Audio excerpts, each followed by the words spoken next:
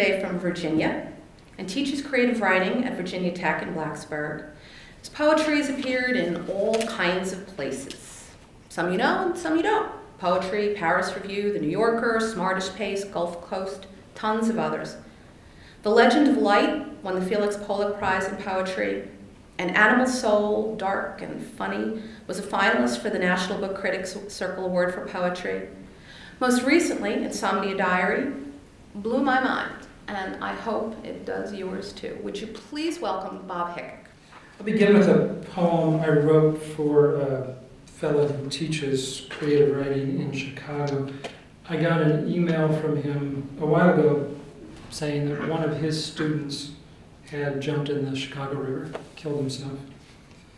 This is called In Michael Robbins' Class -1. At the desk where the boy sat, he sees the Chicago River. It raises its hand. It asks if metaphor should burn. He says, fire is the basis for all forms of the mouth. He asks, why did you fill the boy with your going? I didn't know a boy had been added to me, the river says. Would you have given him back if you knew? I think so, the river says. I have so many boys in me.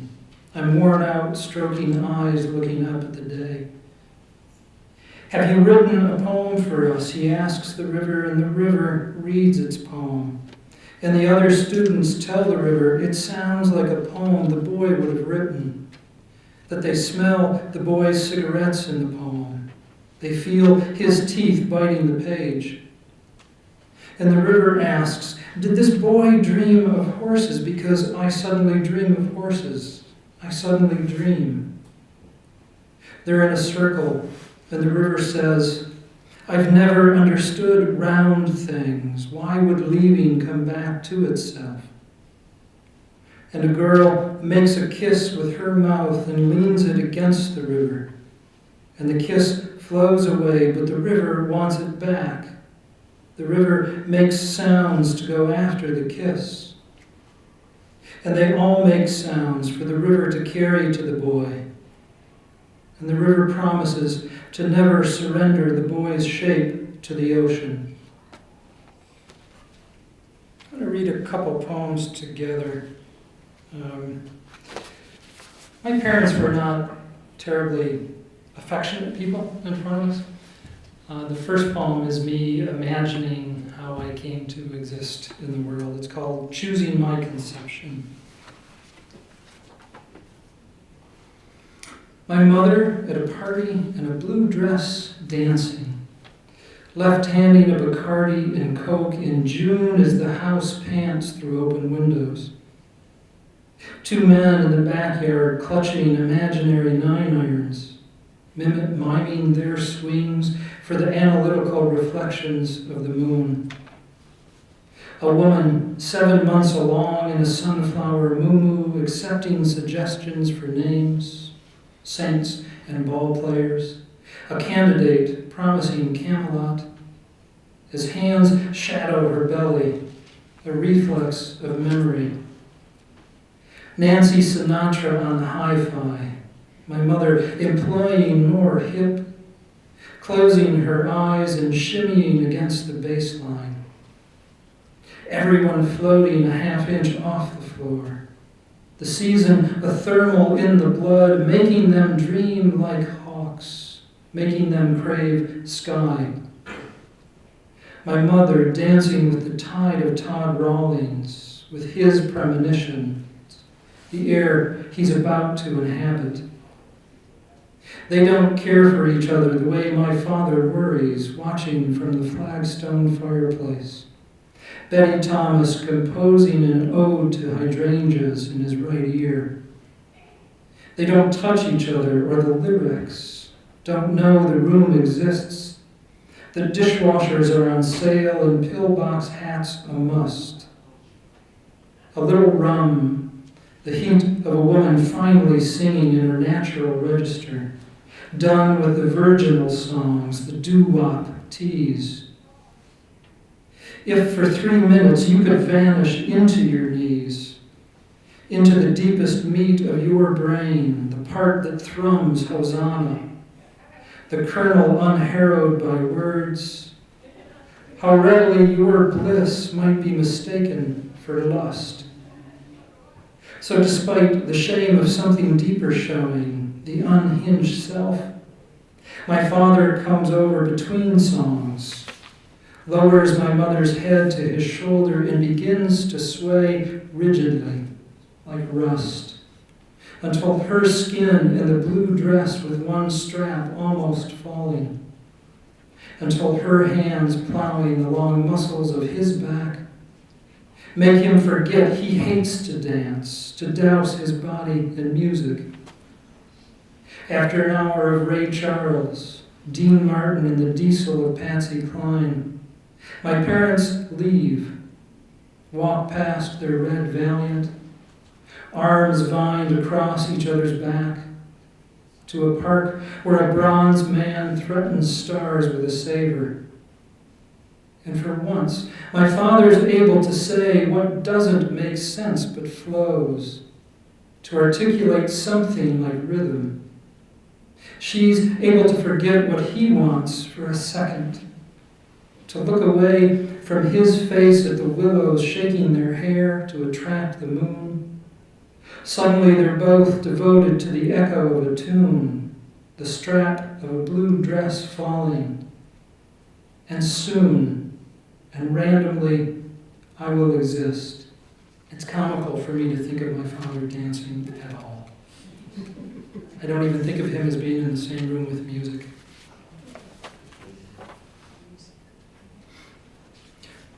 In this poem, I imagine kind of letters that they may have written to each other. It's called Waiting for UPS. Now I live inside the window. Now I think the sky doesn't have enough sky today, and that all the trees have cancer and are whispering their little coughs to the earth, though I don't hear them because I'm trying to talk with 3 boxes destined for Pittsburgh. The woman from UPS said they'd be here sometime between 8 and 5, which is like predicting that one day you'll feel the need to purchase either a matching rake and pitchfork or hollow point bullets and nightscope. I'm not good at waiting, which means I'm not good at being alive.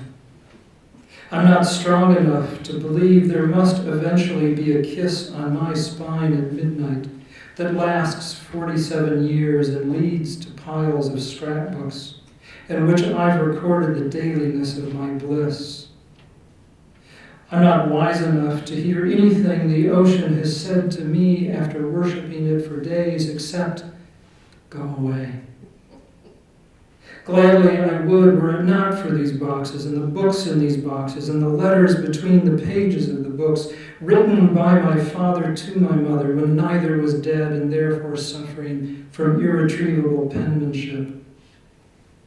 In Pittsburgh, my sister wants to open the boxes and let the words on the letters molt in her hands and turn into the voices of our parents calling us in from a sky turning dark as a stone's appetite.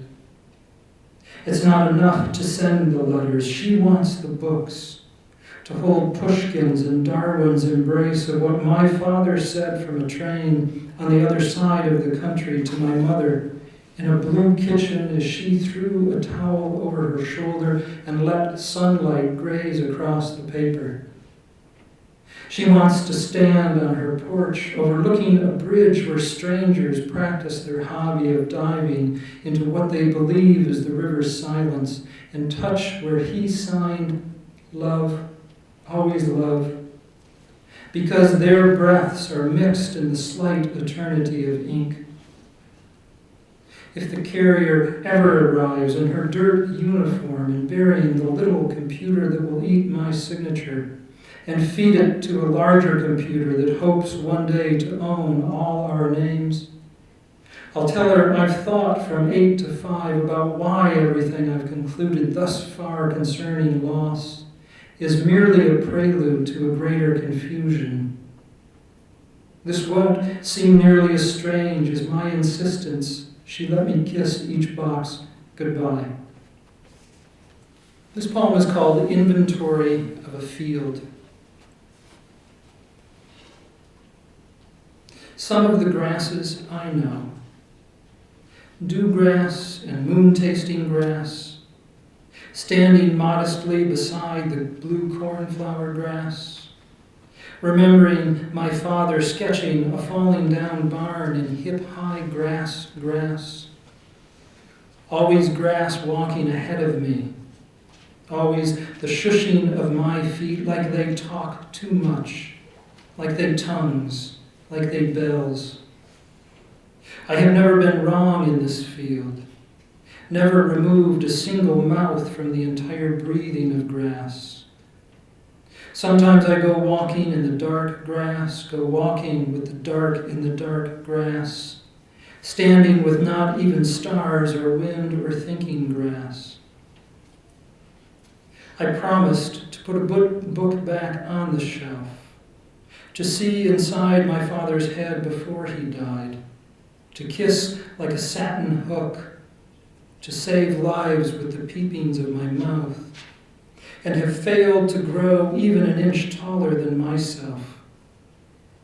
But these failings grasses forget, bent over wheezing grass, scraped by the shadow of a hawk grass, broad-leafed hunger grass, and the bones of a fox run under it grass. And I can wake. I am allowed to be under clouds like clouds. There must be an infinity of ways to cross this field, blowing a fire into the cave of my hands cross this field, taking off my clothes cross this field. To nothing, of course, like the bear and his mountain, like the sky and our gods. But the walking in that time, I look at the wide, at the far, and the looking looks back at me, and I am filled. Do you hear that?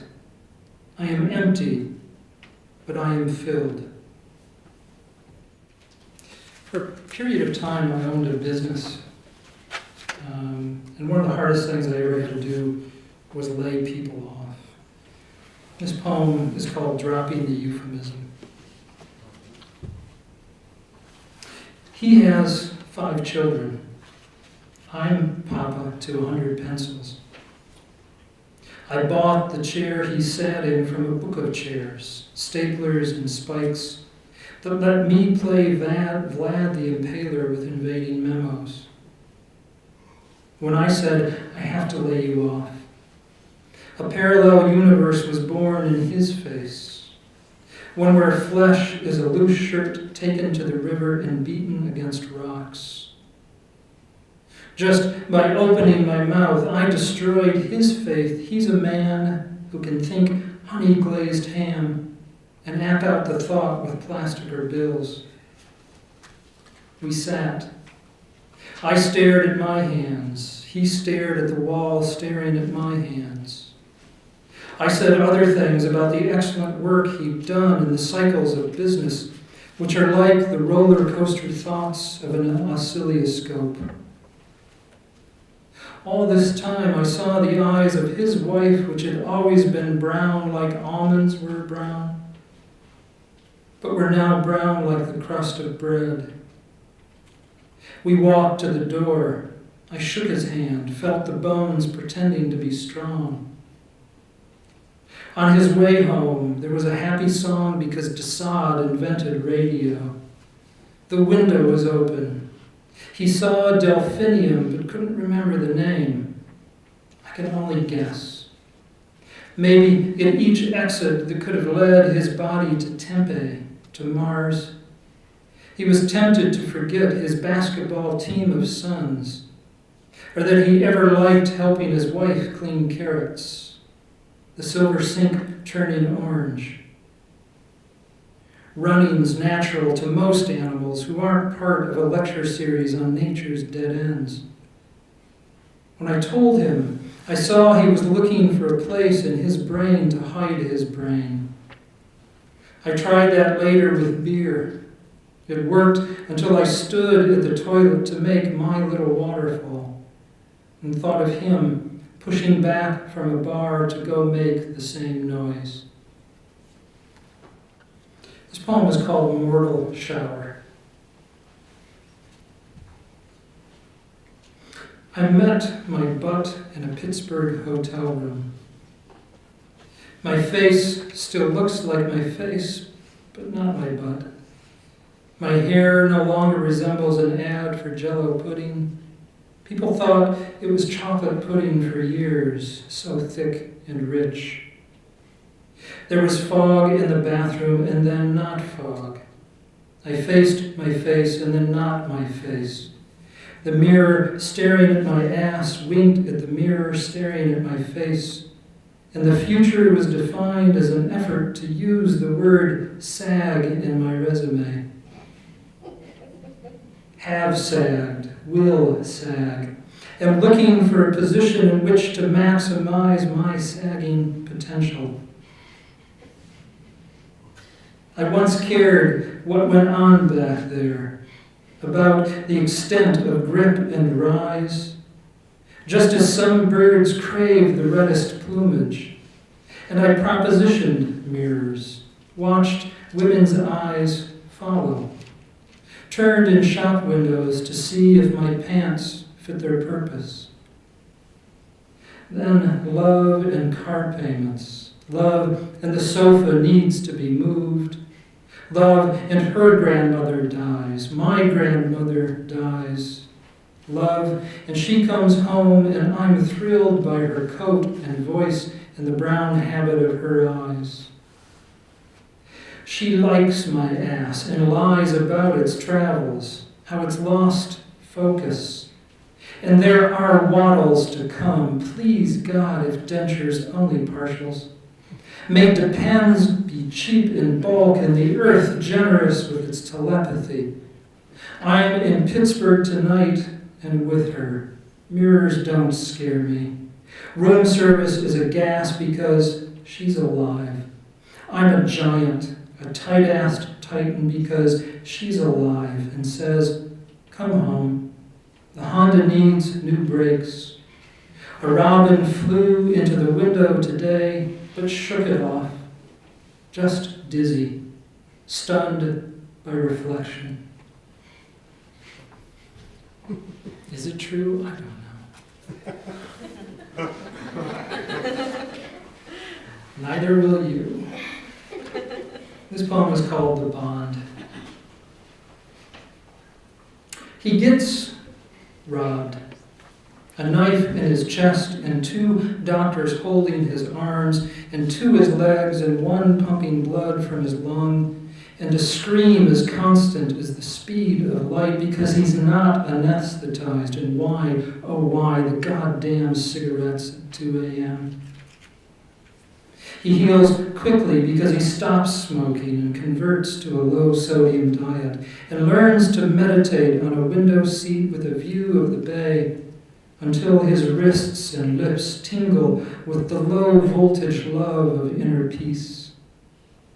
Life goes back to bananas and dusting and wanting to ask strangers the history of their tattoos and looking for God among the wounded architecture of factories. Life returns to dreams of Dolores Del Rio and trying to hold someone's eyes on the subway long enough to feel that a discourse of souls is still possible. The scar entertains his fingers, is kissed by the woman he loves as birds must adore the sky, grows so deep into memory that his body would be broken without it. For 2 years, he calls the cop, whose voice soothes like Walter Cronkite's, and says, anything? With a rising inflection. And the cop says, nothing, like it's the sound of every breath he takes, and hangs up very softly to apologize. For 2 years, he pretends he doesn't flinch at the brown faces and beautiful names of boys and men who pass on the street in reds and greens and blues, that could be the colors of a gang, or just light fulfilling its desire to be everything at once. And the cop comes by and says he thinks they got the guy, and the guy's got a hole, and the hole's the last thing he touched. The cop stops by and asks if he'll come down and look at the body, and he says, of course. And he does go down and look at the body, and it is the guy, only he says it's not. Only he says he can't remember the eyes or hands. Only he trembles at the disclosure of the hole and says he can't recall anything, even though he's carried this face around and beaten this body and pissed in this mouth every night for 2 years of revenge less tangible than wind. He gets out, goes home to his rug and plants and walls that breathe every 100 years, and a view of the bay where water migrates with constant adoration. He comes home and strips and lies on the floor and touches the scar so long that the sound of cars and feel of his breath and image of the man on a silver table fuse like glass rolling red from a furnace. Then it's dusk and his lover's touching to his body like braille and asking how his day went. Hands and tongue weightless as ash.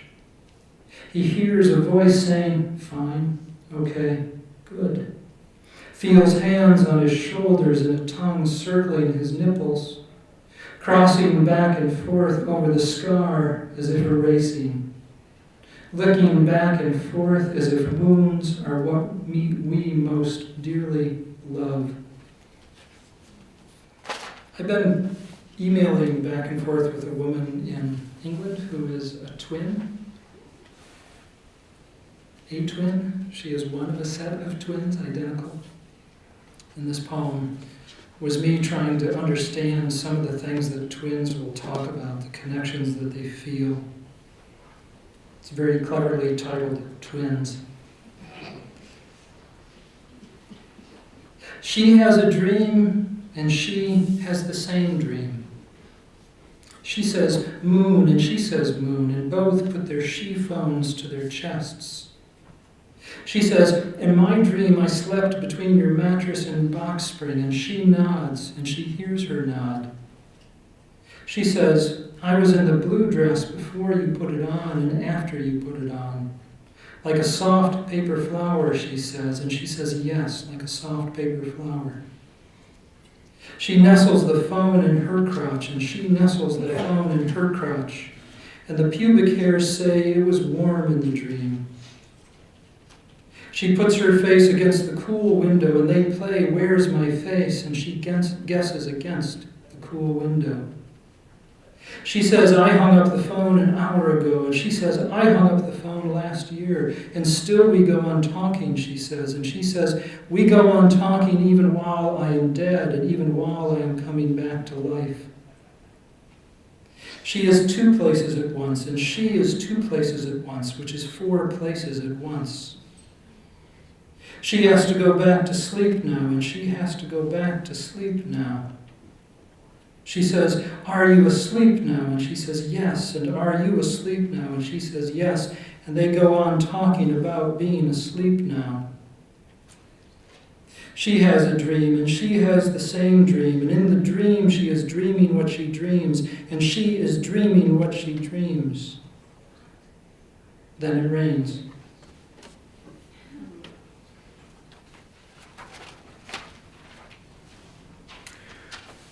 The area that I lived most of my life, Michigan, is in many ways dying. The automotive industry is pretty much vanishing. I worked in the automotive industry for about 20 years before I got into teaching. I'm going to read a poem in which I combine different areas of my life. It's primarily set in Detroit. It's called Beasts.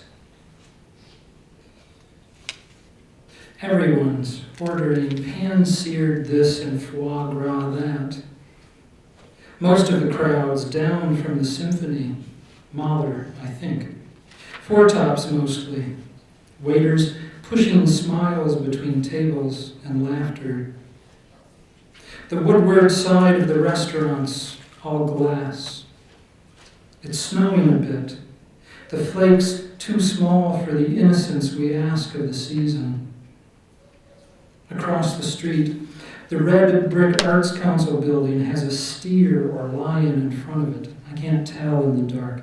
Which animal is sculpted and out of what? Paper mache or stone?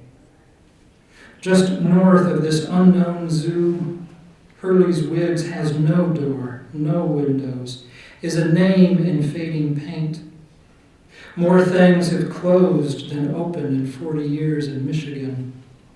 You could get rich selling plywood, nails, forgetting. I order a Glenlivet, crab cakes and shrimp. I'm happy to add Ireland, the ocean, to my body. In an hour, $5,000 will be spent in this restaurant. A woman at my table leans toward a man in black with silver hair at the end of the bar. She tells me he's a cellist. His nose is in a glass of Cabernet. I want to ask if he dreams in music, if he'd die without his hands. A woman walks by outside. Her coat is made for spring. She looks in and sees me looking out. These are not eyes we have, but gates. She is old, and I think of her inside one of the Rodins I just visited at the Detroit Institute of Arts. He was accused of casting real people inside his sculptures, and I'm certain she was one of them, killed and kept alive by beauty. I'm always knocking against myself to get out. More of the day collapses into this moment of waiting for bread. I'm back to this morning with Carl on the sidewalk. The sky is gray and pregnant with snow. He weaves his hands in and out of each other in his coat pockets. In the 3 years I've been away, he's obtained fear. It's below his eyes, the skin sagging and brown. He has 2 smokes going, a man of fire, one on the sidewalk, one burning to knuckles. We're talking the best ways to kill ourselves. I suggest chopping parts of my body away and feeding them to an old-fashioned meat grinder until I'm just a left hand turning a handle. I'm not serious, but Carl is, because he's about to drive 400 miles to work a week at $7 an hour, packaging crates so he can drive home to that not being enough and watch men who look like refrigerators wearing heads haul parts of his life away. Carl's my age. We worked nights in a foundry. Orange flowing steel and orange-tipped cigarettes. Whiskey on break under the so many stars. He'd been a fullback at Stevenson. He could lift everything. I saw him do it. The world on his back, shift after shift. That was his genius, to ignore gravity. I'm trying once more to explain tenure, to convince him that the 6 weeks I have to myself between semesters isn't a layoff. I gotta get me some of that, he says again. Lighting the smoke with the smoke. I remind him I was once lowered into a sewer on a rope to unstick a valve. I don't tell him I traveled to the cave thought to have inspired Dante, an unremarkable hole suggesting how plain misery can be. I'm visiting Michigan after 3 years in Western Virginia. Having worked for 25 years in the automotive industry, I now teach creative writing. I long ago gave up trying to explain poetry to people like Carl, and have recently given up trying to explain people like Carl to professors. I can't explain to Carl why I'll go to the museum for the Rodin and Claudel exhibit when I could be watching football. I can't explain to most professors why I understand Carl's reservations when the Colts are on TV and undefeated. This is just one of the impossibilities of being American.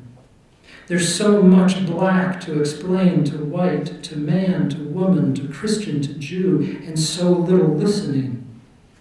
There's so much money going places only money knows. There's so much tearing down to build, to tear down, to forget there is anything to remember. I remember a man lighting himself on fire in Woodhaven stamping. I remember the first time I met an Art Deco building. I remember working 12 hours a day for a year. I remember Phil Olson calling hematoma a raghead. I remember thinking Nietzsche would have been a horrible first baseman. I remember the sinews of MLK's dreaming voice. I remember touching the moon through the Magnavox.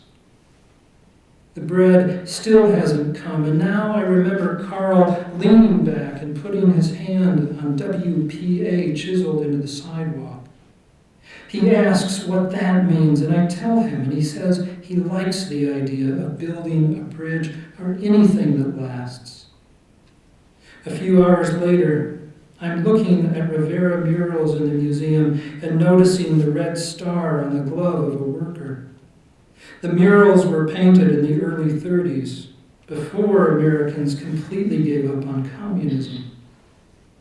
Rivera believed in equality, equality of man and fucking whoever he wanted. I believe in Carl 5 hours away on I-94, screaming along to Stairway to Heaven. The only place that Carl exists with Rivera is in my head. Therefore, I am a universe full of underemployment and frescoes, a universe featuring the forward past and anaphora and museums, which are fortresses of beauty. I wanted Rodin to tell me something about the disappearance of health insurance. I wanted Rivera to make people believe in sharing. The woman has crossed the street and taken her eyes with her. Not hearing her reminds me of how quiet looking is in a museum. In each room, maybe 10 people stared at the sculptures, their expressions serious engines. I enjoyed the studies more than the castworks. A clay face of torment the size of a thumb. 4 plaster heads on which Rodin worked out the sacrificial mouth of Paul Visant. My favorite was a plaster mask of Claudel, to which he attached a left hand that flows out of the back of her skull and curls around, the ring finger touching her forehead just barely and wistful. It was worth the backache of standing for hours on marble to walk away with the flower of that image, to realize that language is a torso trying to writhe free of my lips. Finally, the waitress, finally bread, 4 people chewing, bottomless. Thank you very much for listening.